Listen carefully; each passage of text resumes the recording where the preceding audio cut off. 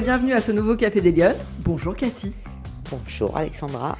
Alors ce matin, j'ai le plaisir de recevoir à mes côtés Cathy Girard.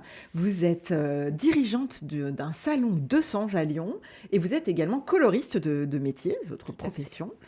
Donc on va discuter avec vous de la place des femmes dans le débat public. On va parler de votre parcours professionnel, on va parler de votre implication, de votre engagement et puis on va parler de femmes exceptionnelles, je crois que vous avez eu l'occasion de rencontrer dans votre vie. Mais d'abord, alors on est accueillis bien évidemment dans les fabuleux locaux de l'Intercontinental Lyon Hôtel-Dieu, donc on est chouchoutés, on a un très bon café avec nous ce matin.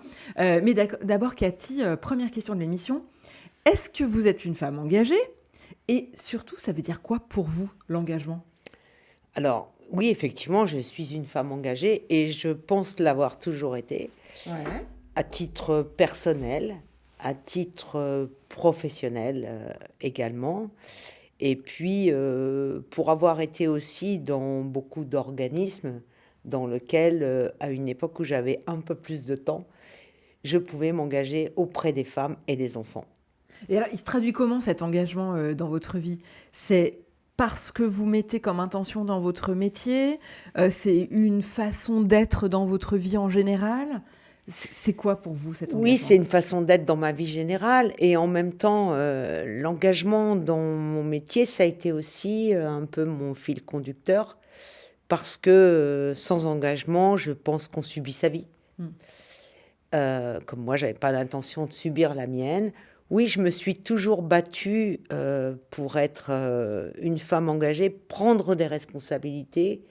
Et à travers ces responsabilités que j'ai actuellement, l'engagement, c'est aussi l'engagement auprès de mon équipe, l'engagement auprès de mes clientes. Quand on gère une équipe comme la mienne, l'engagement consiste aussi à apporter au quotidien à mes collaborateurs la formation, ce qui est capital, le bien-être au travail, ça fait partie des choses importantes, de la façon dont j'accueille et j'entoure mes clientes.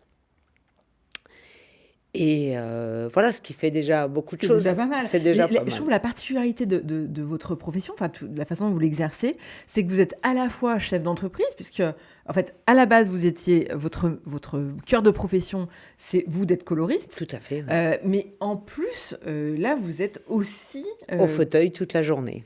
Et dirigeante d'entreprise, c'est-à-dire que Tout à fait. Voilà, faut faire tourner une entreprise, donc la responsabilité d'une équipe aussi. C'est ça.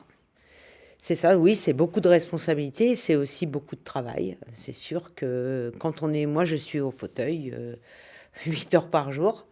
Donc, mes journées démarrent relativement tôt et finissent aussi tard parce que j'ai personne, je veux dire, qui m'épaule un peu. Oui, c'est-à-dire que pour une fois que vous avez fini, vos rendez-vous à vous, il faut faire le reste. Bien sûr, du reste. Bien sûr. Et en plus... de votre regard, ce qui est intéressant, c'est que vous avez une vue sur la façon dont les femmes, elles se confient dans un salon de coiffure, on se confie, on raconte sa vie, on confie à son coiffeur des tas de choses, les meilleurs moments, les moments les plus difficiles, les moments de doute. Enfin, je trouve que c'est vraiment... on s'enrichit. Ouais. On s'enrichit beaucoup auprès de nos clientes. On a la chance, moi j'ai eu la chance dans ma carrière de rencontrer des femmes extraordinaires. Alors j'ai toujours eu un peu cette curiosité de les connaître un peu plus. Mais c'est vrai qu'on est dans un métier où quand on sait un peu être curieuse, comme je dis, on sait aussi découvrir un tas de choses. Un tas de femmes qui font des métiers un peu cachés, un peu particuliers. Et alors, de votre poste d'observation, vous diriez quoi ? Aujourd'hui, les femmes en France, elles sont suffisamment présentes, suffisamment visibles, elles osent suffisamment dans l'espace public et dans le débat public ? Ou vous observez des choses qui ressortent, qui rejaillissent ? Alors oui, il y a des femmes qui ont un certain charisme et qui peuvent se permettre de le faire, mais après, il y a beaucoup de femmes qui font des métiers extraordinaires et qui, je trouve, sont dans l'ombre, qui n'osent pas prendre la parole, qui n'osent pas expliquer les choses. Dans mon métier, je trouve que la coiffure, c'est un métier qui s'est féminisé énormément. Ah, parce que c'était pas le cas? Bah, il y a beaucoup de femmes dans notre métier, mais quand je dis dans notre métier, c'est la coiffure telle que nous, on la conçoit. C'est-à-dire dans la beauté globale. De Sange, c'est aussi la beauté globale. Parce que chez nous, il ne s'agit pas simplement de savoir couper les cheveux. Il faut être capable de regarder une femme, de trouver en elle tout ce qui est joli, tout ce qu'on peut mettre en valeur, et lui donner aussi cette, comment dire, cette force un petit peu, et peut-être même de se découvrir. Ouais. Voilà. Et c'est facile de prendre la direction d'un salon aujourd'hui quand on est une femme? Non. Ah non, Non, c'est pas simple. Ah, c'est pas simple. Non, c'est pas C'est simple. plus compliqué quand on est une femme qu'un homme, ou est-ce que c'est pas simple de toute manière? Alors, moi, je trouve que, justement, je disais que dans notre métier, c'est un métier qui s'est féminisé. Mais quand on regarde qui est à la tête aujourd'hui des grandes enseignes de la coiffure, entre guillemets, de luxe ou de haut de gamme, Ouais. ce sont des hommes. Ce sont des hommes, ouais. Et quand on est une femme, eh ben, il faut se battre. Il faut vraiment sortir un peu des sentiers battus et être une valeur d'exemple. Ah oui, oui, ça On n'a reste, pas le droit à l'erreur. Ah, on n'a pas le droit à l'erreur.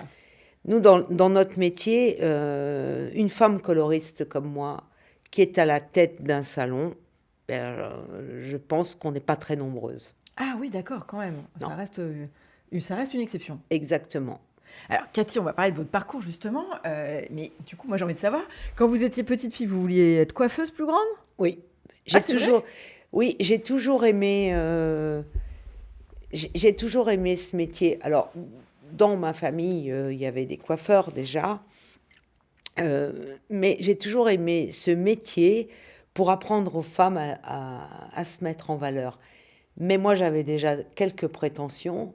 Ah oui? C'est que j'aimais les belles choses, Ouais. même si j'ai pas été élevée dans le luxe. Mais moi, j'aimais ça, les belles choses, les beaux endroits, les beaux espaces de travail. C'est quelque chose qui me faisait rêver. Ah, vous étiez attirée par ça? Voilà. Donc, j'ai démarré ma carrière à Vichy, chez un coiffeur à l'époque qui était un personnage, Ouais. quelqu'un avec beaucoup d'exigences. Mais c'est quelqu'un qui m'a apporté beaucoup de valeur ajoutée, je dirais, à mon métier, puisque lui, il aimait les gens un peu dans ma personnalité, c'est-à-dire des femmes qui étaient curieuses et qui aimaient autre chose même que simplement le métier de coiffeur, mais le métier de dirigeant et le métier de manager. Et grâce à lui, quand même, il m'a propulsée dans un monde un peu différent du monde de la coiffure. Et j'ai fait partie des cercles de qualité grâce à je dirais, comment dire, à l'investissement qu'il faisait sur Oui, moi. c'est ça. Mais Donc, attendez, ça veut dire quoi? Ça veut dire que vous étiez originaire de Vichy? tout à fait. D'accord. Et donc, là, vous vous dites, tiens, c'est vraiment ça que je veux faire, etc. Mais vous aviez déjà l'intention d'aller plus loin? Oui. Ah oui, ok. Vous Ouais. aviez vraiment envie de percer, vous aviez envie de réussir. Oui. Et de... J'avais envie de prendre des responsabilités. Très jeune, j'ai eu envie Ah de oui, prendre ok. des responsabilités. Ça vous faisait pas peur? Vous vous disiez pas, Non. tiens... Non. Mais vous avez du tempérament, vous. Oui, mais en même temps, j'aimais très jeune aussi être à l'écoute des gens, donc un jour, Monsieur de Sange m'a dit, le pouvoir, ça ne se prend pas, ça ne se donne pas, ça se prend. Ah oui. Je l'avais déjà pris. Ah, attendez, Mais- racontez-nous ça, parce que c'est quand même incroyable. Voilà, Donc, donc- vous êtes à Vichy, vous travaillez pour ce premier... J'ai travaillé pour ce premier, mon premier patron, et Et là, ça vous plaît tout de suite? oui, ça me plaît.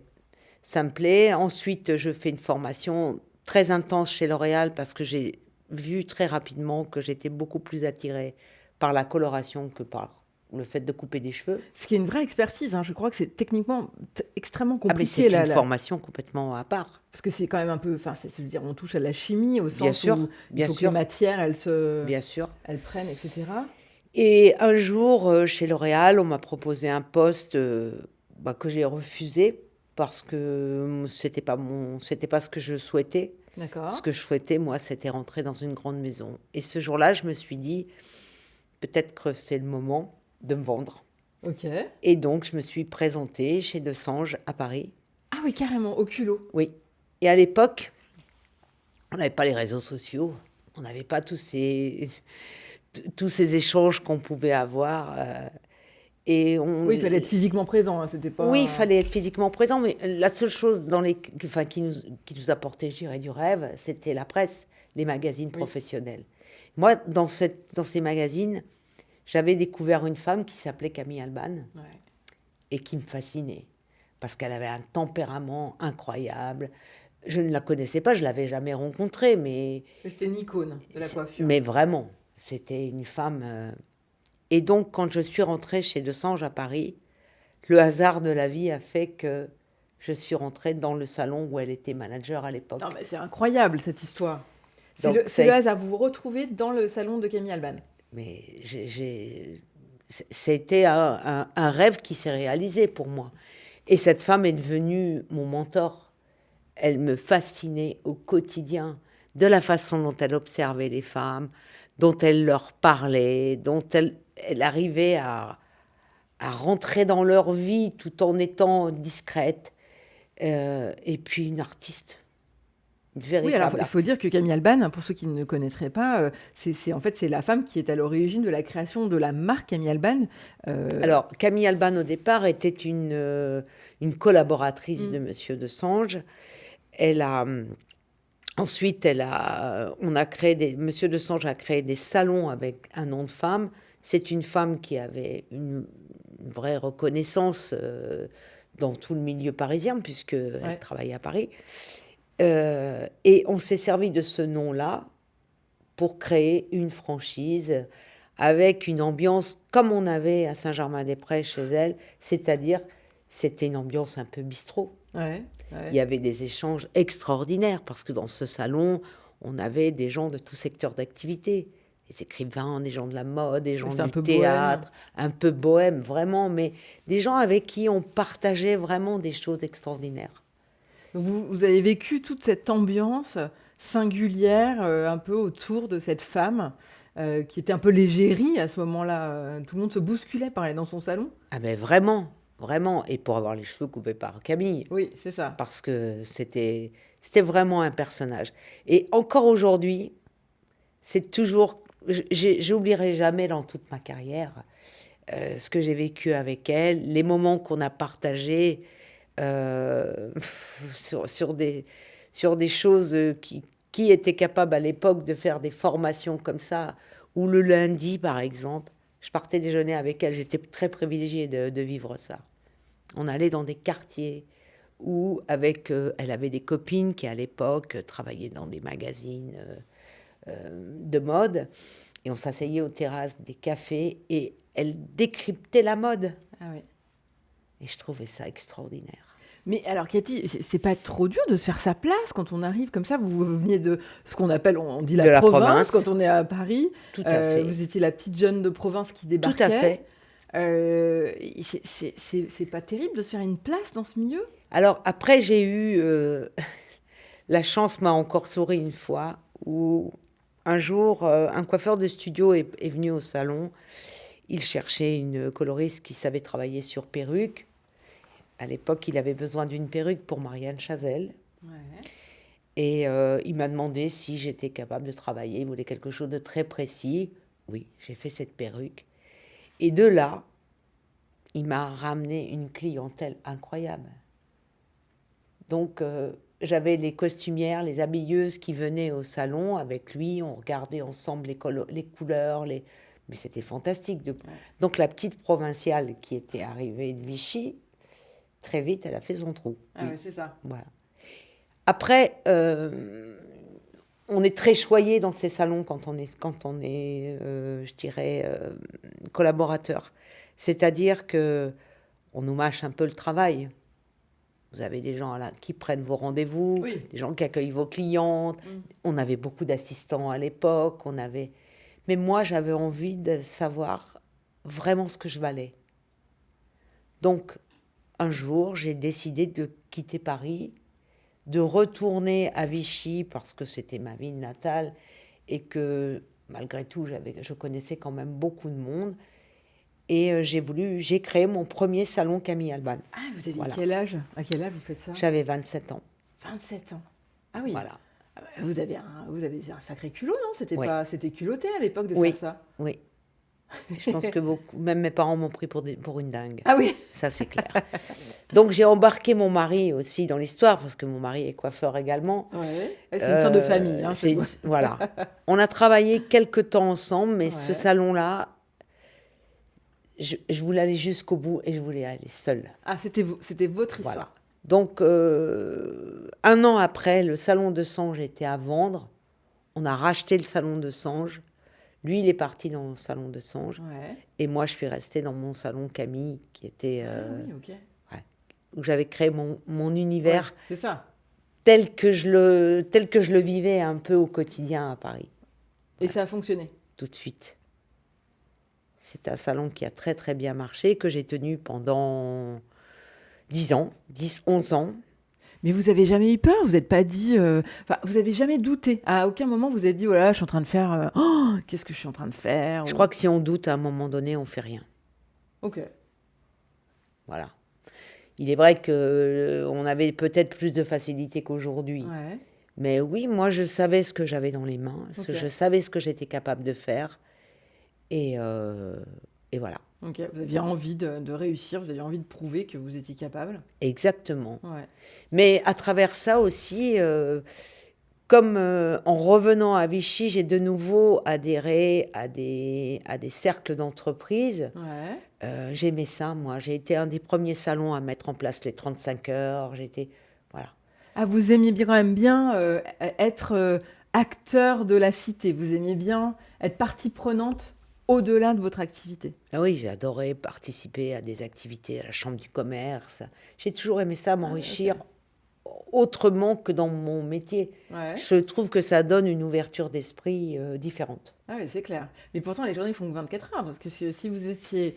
vous avez votre métier à vous, plus la gestion économique d'un salon, C'est ça. une vie de famille, et en plus prendre des mandats, des choses comme ça, en tout cas aller dans des cercles, etc., ça demande du temps, tout ça. Ouais, ça demande du temps, j'ai de l'énergie et de l'énergie. J'ai beaucoup d'énergie. Vous en avez à revendre, j'ai l'impression. On va pas se Ça me mentir, canalise, ça fait partie. ça me canalise un peu. Voilà. Donc là, vous faites ça pendant 10 ans, et après, qu'est-ce qui se passe? Donc, au bout de 10 ans, c'est vrai que Vichy, j'adore cette ville. C'est une ville, c'est ma ville de cœur, vraiment. Mais au bout de 10 ans, je décide de vendre. Donc là, mon mari n'était pas tout à fait d'accord, mais Mais vous le faites quand même. je le fais quand même. Je trouve un acquéreur, je vends mes salons. Et ici à Lyon, le créateur des salons de Sange, que je connaissais depuis des années, puisque on avait beaucoup d'échanges ensemble, m'a dit, mais c'est avec moi qu'il faut venir maintenant. Voilà. Donc on est arrivé ici à Lyon il y a 21 ans, Ok. et je me suis associée, et voilà. Et là, vous créez un salon de Sange. Non, il était déjà créé. Ah, il est déjà Il créé. était Ok. déjà créé. Vous le reprenez. Voilà. Ok. Et là, depuis, l'aventure continue. L'aventure continue, voilà. Et alors, quand vous regardez au-dessus de votre épaule, vous vous dites que finalement, qu'est-ce qui a marqué vos étapes de carrière, vos avancées? Est-ce que c'est vous qui aviez vraiment cette conviction profonde et que vous avez écouté votre intuition?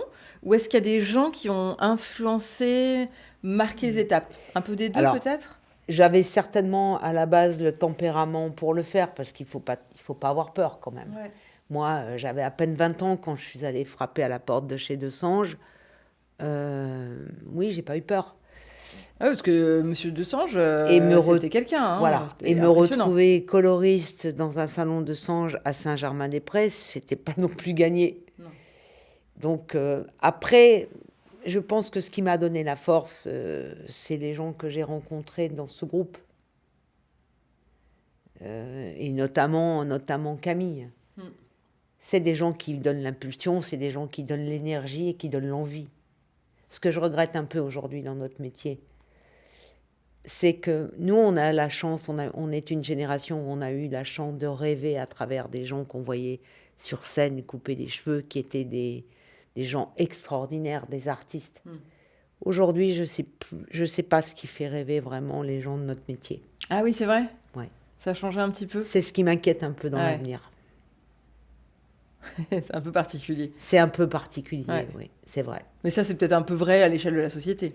Oui, c'est pour ça que dans notre salon, il faut être capable de faire rêver un peu nos clients, nos clients déjà, bien sûr, et nos collaborateurs. Ouais.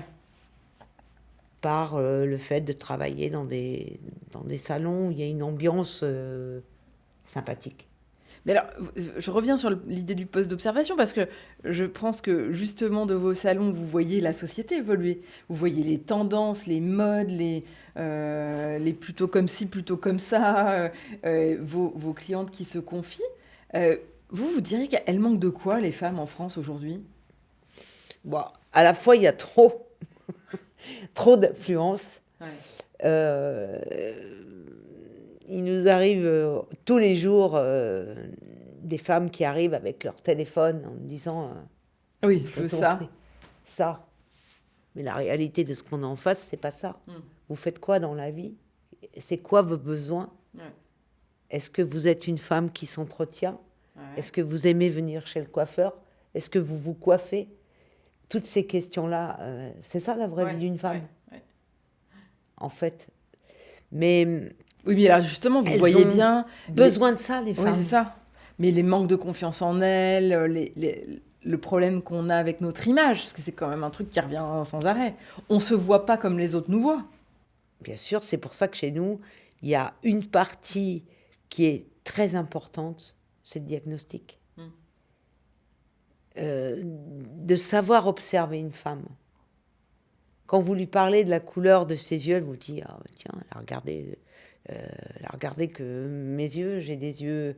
Elle a vu que j'avais des yeux bleus. C'est vrai. Elle a vu que j'étais quelqu'un de soigné parce que je me fais les mains, que je porte plutôt des bijoux or que argent.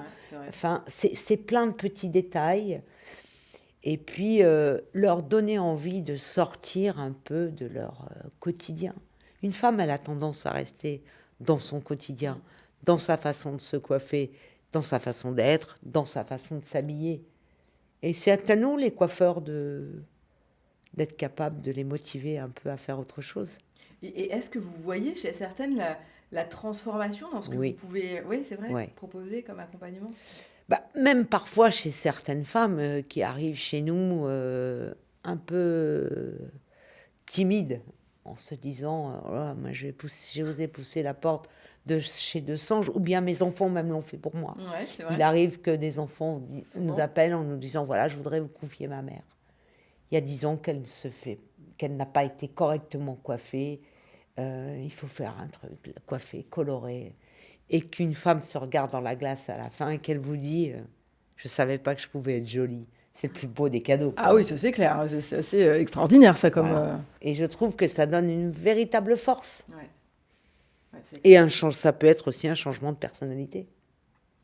Quel conseil vous auriez envie de donner justement aux jeunes femmes qui nous regardent aujourd'hui et qui se disent oui, c'est vrai que moi j'aime bien ces métiers de la mode, de la coiffure, du maquillage, de la beauté, mais j'avais pas pensé qu'en fait on pouvait faire autre chose que simplement coiffeur, parce que finalement ce que vous nous décrivez c'est tout un champ des possibles, c'est toute une évolution de carrière possible ou pas. Enfin d'ailleurs, bien sûr, on peut vraiment choisir. C'est un métier qui demande un investissement personnel important. Il faut se former. Et nous, les femmes, il faut qu'on soit fortes. Il faut qu'on soit en haut du panier. On n'a pas le droit à l'erreur. Donc, il faut oser. Il faut oser aussi pousser la porte des salons comme les nôtres pour se donner la chance. Je trouve que c'est quelque chose d'important. Nous, dans des structures comme les nôtres, on a tous les moyens de pouvoir former les gens et les amener et les faire grandir. Donc, le conseil que je leur donnerais, c'est... Malheureusement, je vois souvent des jeunes filles venir en me disant « je veux faire un CAP en 1 an ». Ben non. Non, ça prend du temps, en fait. Mais pour être coiffeur débutant on est à l'aise avec une cliente, pour moi, au bout de 4-5 ans d'expérience. Et en ayant travaillé, parce qu'il faut travailler sur ce métier-là, dans ce métier-là. Ça ne tombe pas tout seul. Il faut avoir le goût et l'envie. C'est quelque chose qu'on ne peut pas retransmettre. Et c'est compatible avec une vie de famille parce que là, vous êtes chef d'entreprise, donc vous êtes toujours redit, mais j'insiste parce que c'est quand même pas... C'est difficile. Ouais. C'est difficile pour nous, les femmes, de prendre une place dans cette société-là, de prendre des responsabilités, parce que effectivement, on a le poste actif toute la journée, le poste de chef d'entreprise, le poste de maman, le poste... Voilà. Ça peut mettre un frein à la carrière.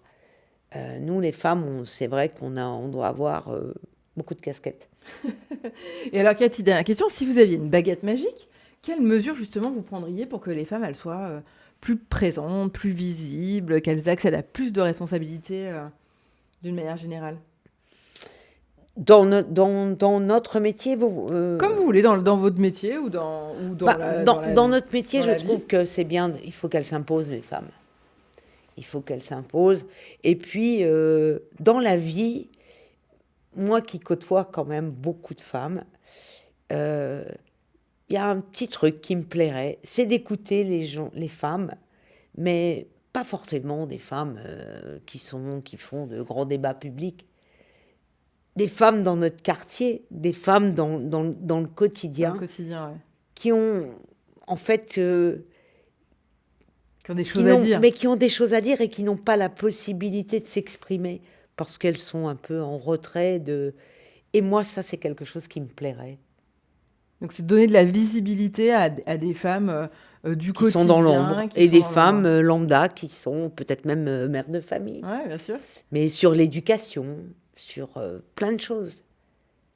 Il faut écouter les femmes. Mais bien sûr, moi, je les écoute toute la journée. Et quand j'entends leurs questions, parfois... Ça peut être effectivement de la façon dont moi j'ai élevé mes enfants. Comment vous avez fait, vous, pour élever vos enfants en travaillant comme vous avez travaillé. J'ai créé mon premier salon et j'étais enceinte en même temps. J'ai ouvert mon salon, j'ai accouché 1 mois après. C'est pas grave. Tout se fait. Tout se fait, ouais. Tout se fait. Et ce qui me fait plaisir aujourd'hui, c'est que mes 2 filles, elles ont mon tempérament. Et que, voilà, on peut être battante. Et elles m'en veulent pas de...